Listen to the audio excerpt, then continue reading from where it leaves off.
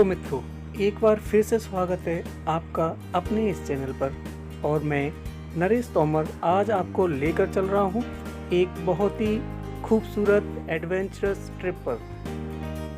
यह जगह प्रसिद्ध है यहाँ रहने वाले अत्यधिक बाघों की संख्या के लिए।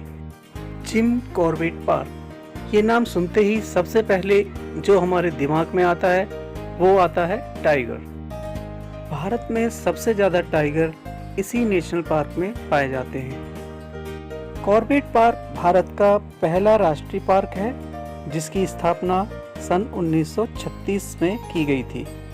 पहले इसका नाम हैली नेशनल पार्क था। इसका नाम जिम कॉर्बेट एक प्रसिद्ध शिकारी के नाम पर रखा गया था जिन्होंने उत्तराखंड निवासियों को कई खूंखार बाघों से छुटकारा दिलाया था। बाद में वे बाघों के संरक्षण के लिए कार्य करने लगे और इस पार्क की स्थापना में उनका महत्वपूर्ण योगदान रहा है, इसलिए उनके नाम पर इस पार्क का नाम जिम कॉर्बेट नेशनल पार्क रखा गया। अपने रिसोर्ट से जीप के द्वारा कुछ ही समय में हम प्रवेश द्वार पर थे जहां सभी के पहचान पत्र की जांच की गई। उसके बाद आगे जाने की परमिशन दी गई तथा एक गाइड को भी हमें प्रोवाइड किया गया। जिम कॉर्बेट पार्क को 5 भागों में बांटा गया है और हर एक भाग को एक निश्चित समय में पर्यटकों के लिए खोला जाता है। इसके 2 प्रवेश द्वार साल भर पर्यटकों के लिए खुले रहते हैं। जिम कॉर्बेट पार्क में 2 तरह की सफारी की जाती है, पहली जीप के द्वारा, दूसरी कैंटर के द्वारा। कैंटर की सफारी सिर्फ डिखाला क्षेत्र में उपलब्ध है। इस क्षेत्र में प्रसिद्ध बंगाल टाइगर देखने की संभावना सबसे अधिक रहती है क्योंकि यह इस पार्क का कोर एरिया है। एक जीप में ज़्यादा से ज़्यादा 6 लोगों की बैठने की परमिशन मिलती है जिसमें एक गाइड भी होता है। रामगंगा नदी कॉर्बेट नेशनल पार्क में बहने वाली मुख्य नदी है।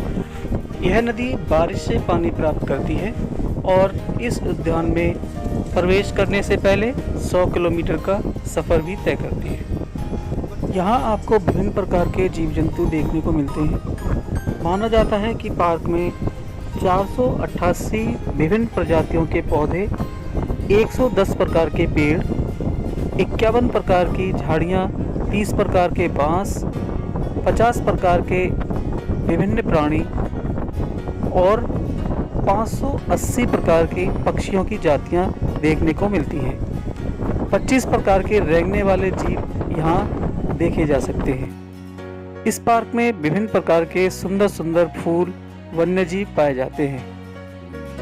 यहाँ पर जीप को कुछ देर के लिए रोका गया ताकि सभी लोग प्राकृतिक सुंदरता को समीप से देख सकें।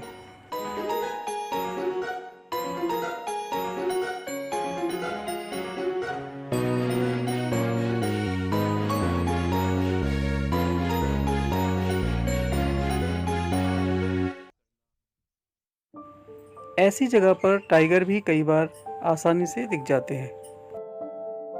पार्क के 5 जोनों में घूमने के लिए भी समय को निर्धारित किया गया है, जैसे कि डिकाला जोन 15 नवंबर से 15 जून तक, बिजरानी क्षेत्र 15 अक्टूबर से 30 जून तक, सोना नदी जोन 15 अक्टूबर से 30 जून तक, दोमुंडा जोन 15 अक्टूबर से 30 जून तक, झिरना जोन यह पूरे वर्ष पर्यटकों के लिए खुला रहता है।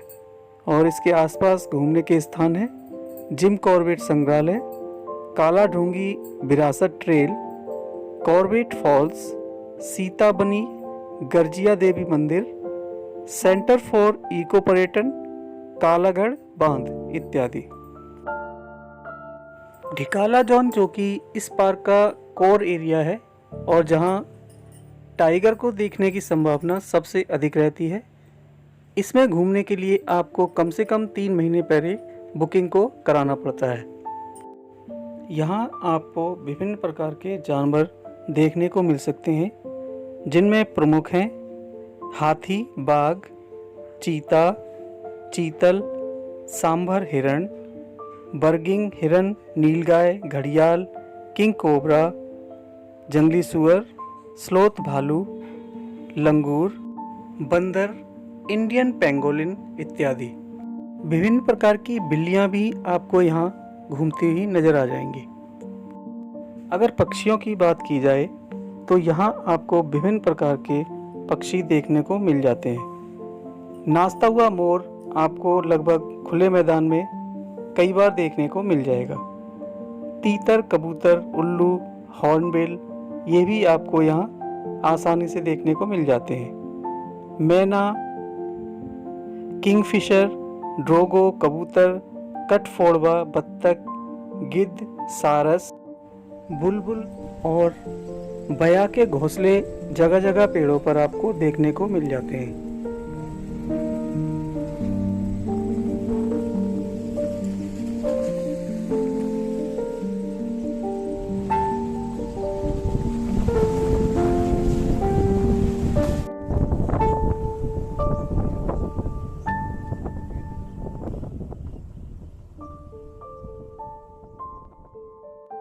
किसी भी जंगल में हिरन, लंगूर और बंदरों में बहुत अच्छी दोस्ती होती है। जब भी कभी आसपास खतरनाक जानवर जैसे टाइगर या बाघ होता है तो ये लोग चिल्ला चिल्ला कर सभी को चेतावनी दे देते हैं और सभी लोग अपनी सुरक्षा के लिए सुरक्षित स्थान पर भाग जाते हैं। यदि आप इस पार्क में घूमना चाहते हैं और कॉर्बेट नेशनल पार्क के सुनसान जंगलों का आनंद लेना चाहते हैं तो ढिकाला आपके लिए परफेक्ट जगह है। ढिकाला से घाटी का बहुत ही खूबसूरत दृश्य देखा जा सकता है। कालागढ़ बांध एक अन्य स्थान है जो उद्यान के दक्षिण पश्चिम में स्थित है। यह स्थान पक्षियों को देखने के लिए उचित स्थान है। ठंड के मौसम के दौरान प्रवासी पक्षी मुख्य रूप से मुर्गावी यहाँ सामान्य रूप से देखी जा सकती है। ढिकाला क्षेत्र में आपको प्रसिद्ध बंगाल टाइगर, चीता और हाथियों के झुंड दिखने की संभावना बहुत अधिक रहती है। झीरना क्षेत्र पूरे साल पर्यटकों के लिए खुला रहता है और यह अपनी प्राकृतिक सुंदरता के लिए बेहद प्रसिद्ध है। यह क्षेत्र जंगली भालू के लिए भी प्रसिद्ध है। बिजरानी क्षेत्र, इसमें भी आपको बाघ देखने की संभावना अधिक रहती है और इसमें विजिट करने का समय है 1 अक्टूबर से 30 जून तक। इसके अलावा सोनंदी क्षेत्र भी पर्यटकों के लिए पूरे साल भर खुला रहता है। हालांकि यहाँ यात्रा करने का सबसे अच्छा समय नवंबर से अप्रैल तक है। यह जिम कॉर्बेट पार्क के पास ही स्थित है।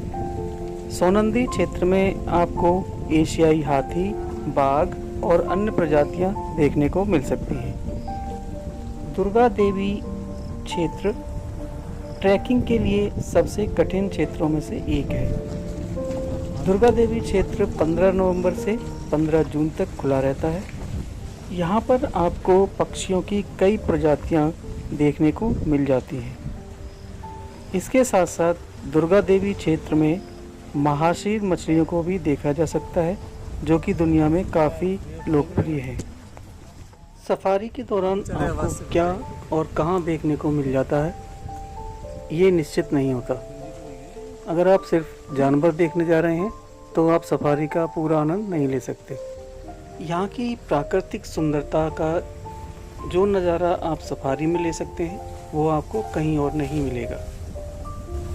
यहाँ पर आप किसी बनावटी जंगल में नहीं घूम रहे होते बल्कि एक प्राकृतिक रूप से जंगल होता है जहाँ पर आप घूम रहे होते हैं और यह जानवरों का प्राकृतिक घर भी होता है जहाँ कुछ नियमों का पालन करना भी आवश्यक होता है। यहाँ सिर्फ आप अपने आँख और कान खुले रखें, मुंह को हमेशा बंद रखें जिससे कि जानवरों को कोई डिस्टरबेंस ना हो। इंसान हो या जानवर, किसी को भी अपने घर में अजनबियों का प्रवेश अच्छा नहीं लगता और यह बात यहाँ जंगल में भी पूरी तरह से लागू होती है।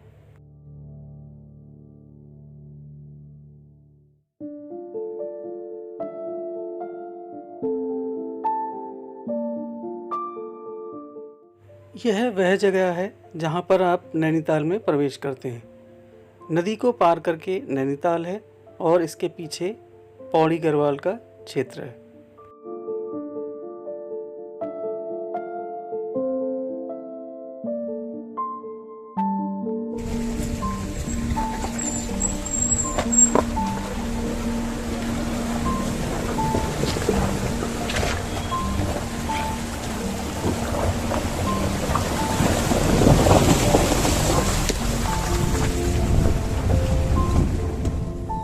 यह है झिरना का रेस्ट हाउस।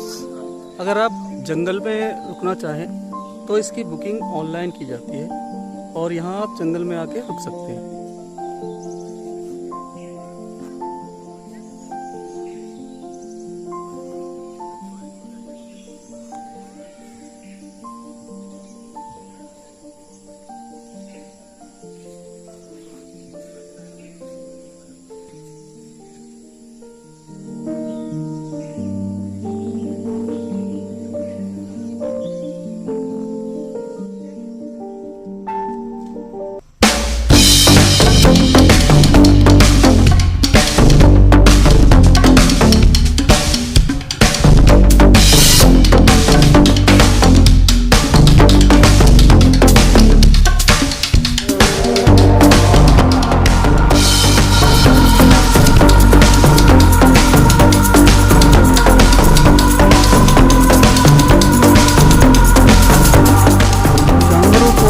चिड़ियाघर में भी देख सकते हैं, लेकिन प्राकृतिक रूप से इनको आप सफारी के दौरान ही देख सकते हैं, जो कि अपने आप में एक अद्भुत अनुभव होता है।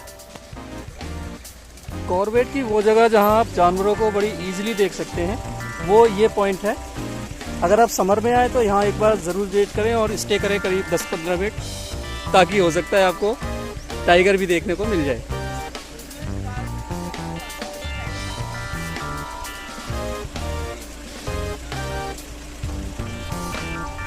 ये हमारे गार्ड साहब हैं, नाम बताइएगा प्लीज। निर्मल जी। तो बहुत ही अच्छी गाइड कर रहे हैं हम लोगों को, एक एक पॉइंट दिखा रहे हैं और उसके बारे में पूरी जानकारी भी दे रहे हैं।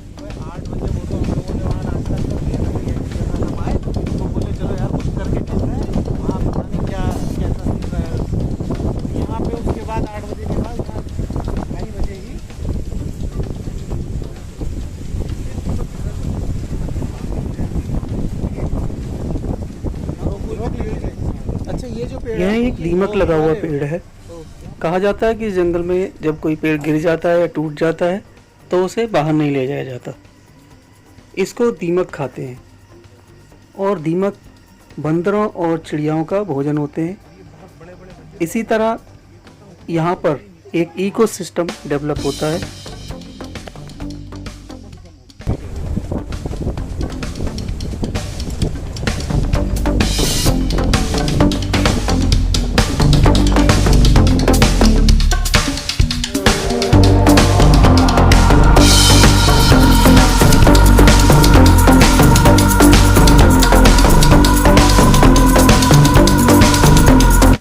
यहाँ पर बड़े बड़े साल के वृक्ष भी हमने पहली बार देखे और यहाँ साल का एक बहुत बड़ा विशाल जंगल है।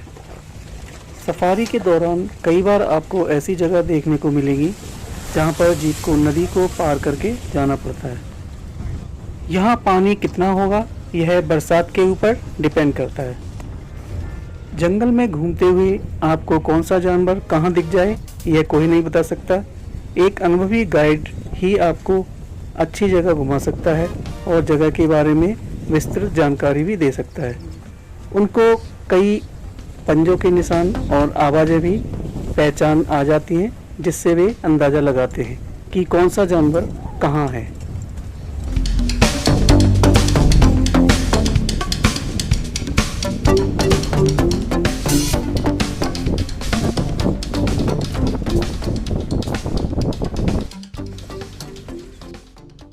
रास्ते में कुछ दूरी पर हाथियों का एक झुंड देखने को मिला। 2 हाथी आगे हैं और बाकी सब उनके पीछे थोड़ी ही दूर पर शायद घास खा रहे हैं।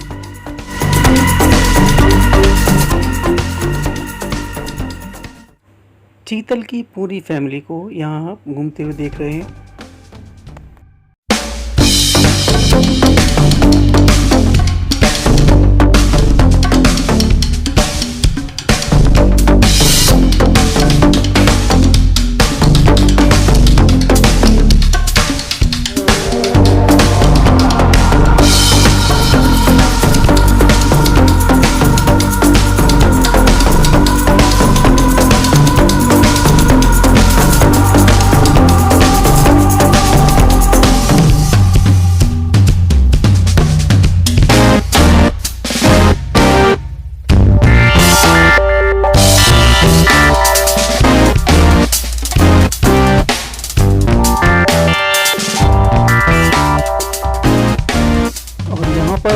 स्पॉटेड डियर की पूरी फैमिली है, कुछ बाहर हैं और कुछ अंदर की साइड है। यहाँ कोई भी जानवर डरा हुआ सहमा हुआ सा दिखाई नहीं देता, जैसा कि हम लोग चिड़ियाघर में जाकर देखते हैं। जंगल में ये पूरी तरह अपने प्राकृतिक परिवेश में घूमते हुए नजर आते हैं। जब भी आप जिम कॉर्बेट या किसी भी नेशनल पार्क में घूमने जाएं, तो सिर्फ ये सोचकर ना जाएं कि आप जानवरों को देखने जा रहे हैं, बल्कि ये सोचकर जाएं कि आप जंगल को पूरी तरह से अनुभव करने जा रहे हैं। और इस तरह आप पूरी तरह से सफारी का पूरा आनंद ले सकते हैं। यहाँ से आगे सबकी सांसें कुछ सेकंड के लिए थम गईं और आंखें खुली की खुली रह गईं। जिनका कैमरा ऑन था उन्होंने रिकॉर्ड कर लिया और बाकी सब देखते ही रह गए।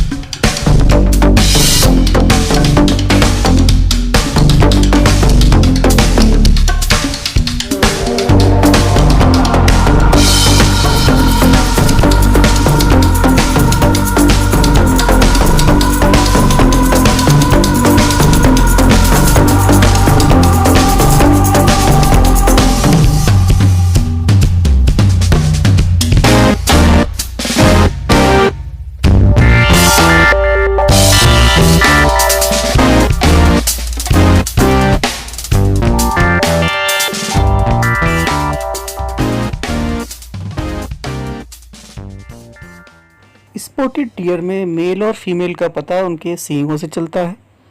जिनके सींग होते हैं वो मेल होते हैं और जो बिना सींग के हैं वो फीमेल।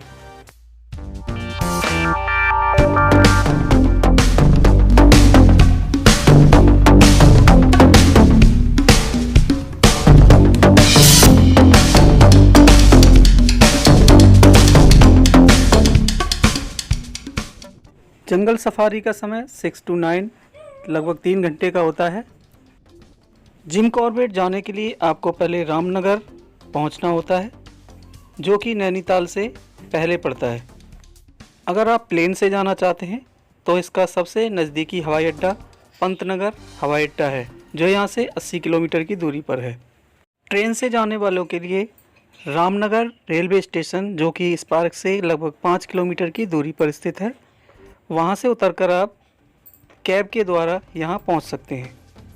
सड़क मार्ग से जाने के लिए रामनगर देश के प्रमुख राज्यों से कनेक्टेड है।